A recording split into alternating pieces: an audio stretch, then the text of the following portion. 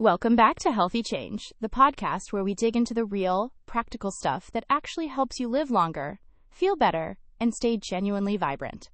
I'm Alex, your host, and honestly, I am so glad you're here today because we are talking about something that sounds almost embarrassingly simple, but stay with me, because the science behind it is anything but. We're diving deep into bodyweight squats. Now, I know what some of you might be thinking. Squats? Really, Alex? That's the big longevity secret. And listen, I get it. When we think about living longer, our brains jump to fancy supplements, elaborate diets, or some cutting-edge biohacking routine. But sometimes, the most powerful things are hiding in plain sight. And the bodyweight squat is one of those things that's been quietly delivering results for literally thousands of years. Here's the thing. We have been squatting since we were toddlers. It's one of the most fundamental human movement patterns there is. And yet, somewhere along the way, most of us stopped doing it intentionally. Today, we're going to change that. We'll cover why bodyweight squats matter so deeply for your health as you age, how to do them well, and how to build them into your life starting this week. Let's start with something called sarcopenia. And yes, that's a word worth knowing.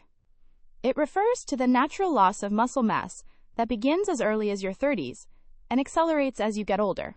And it is genuinely one of the most significant threats to your long-term independence and vitality. Less muscle means slower metabolism, weaker immunity, more fatigue, and a body that struggles to keep up with the life you actually want to live. Bodyweight squats are a compound movement, which means they recruit multiple muscle groups all at once. Your quads, hamstrings, glutes, and core are all showing up to the party. Every time you squat, you're sending a direct signal to your body to preserve and rebuild muscle tissue, especially in the large, powerful muscles of your lower body. That signal matters enormously. It's one of the most effective ways to push back against sarcopenia without any equipment at all. And then there's bone density, which, honestly, doesn't get nearly enough attention until something breaks. Osteoporosis affects millions of people, especially women after menopause, and it dramatically increases the risk of fractures that can derail your quality of life. Here's the beautiful thing about weight-bearing exercises like squats. Your bones literally respond to the load you put on them by laying down more bone material. It's your skeleton adapting to your demands.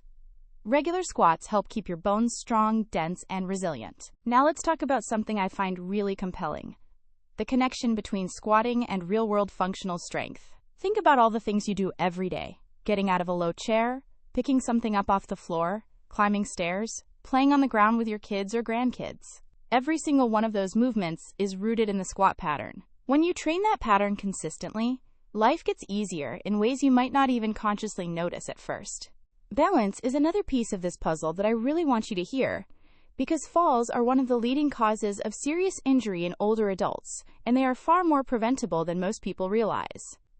A strong, stable squat builds the kind of balance and proprioception, that's your body's awareness of where it is in space, that keeps you upright and confident when navigating uneven terrain, stepping off a curb, or just moving through your day without bracing against walls. I also want to address a concern I hear a lot. People worry that squatting will hurt their knees or hips. And I completely understand that fear, especially if you've had joint issues before. But here's what the research actually shows. Controlled, properly performed squats strengthen the muscles and connective tissue surrounding your joints, which improves stability and reduces pain over time. The key phrase there is properly performed. Good form is everything, and we'll get into exactly what that looks like. Oh, and let's not forget your heart. Bodyweight squats might not replace a long walk or a swim, but a solid set of higher representative squats absolutely gets your heart rate up, improves circulation, and adds a meaningful cardiovascular stimulus to your day. It's one of those exercises that kind of does double duty, building strength and getting your blood pumping, all without a single piece of equipment. Your heart genuinely benefits from this movement, especially when you do it consistently over time. All right, let's talk form, because this is where it all comes together, and getting it right makes the whole experience so much better.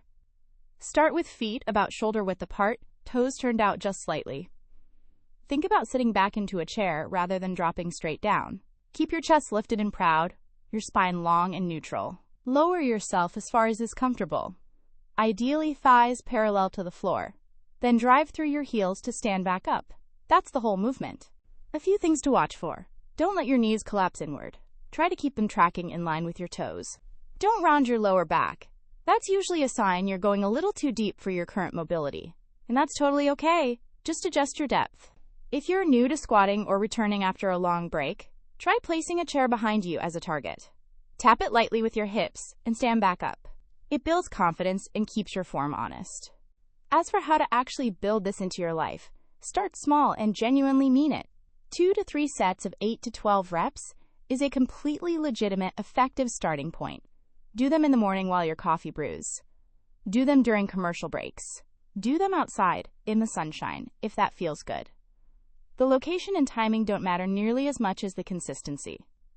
Over weeks and months, you can add reps, add sets, or explore fun variations like sumo squats or slow tempo squats. One of my absolute favorite things about bodyweight squats is what they represent on a deeper level. They are a daily vote for your future self. Every time you lower yourself down and stand back up under your own power, you are practicing independence. You're rehearsing the ability to move through the world freely. You're building the physical capacity to live an active, engaged life well into your 70s, 80s, and beyond. That's not a small thing. That is everything. And I want to say something gently but directly for anyone who's listening and thinking, I'm not a fitness person. This isn't really for me. It is for you. You don't have to be athletic or experienced or pain-free or young. The squat is yours. It has always been yours. And the version of it that works for your body right now, today, is exactly the right version. Please don't wait until you feel ready. Just begin, and let the process build your readiness naturally. So here's your assignment for this week, and I say that with full warmth and zero pressure. Try adding some bodyweight squats to your day, even 10, even 5, with excellent form. Just begin.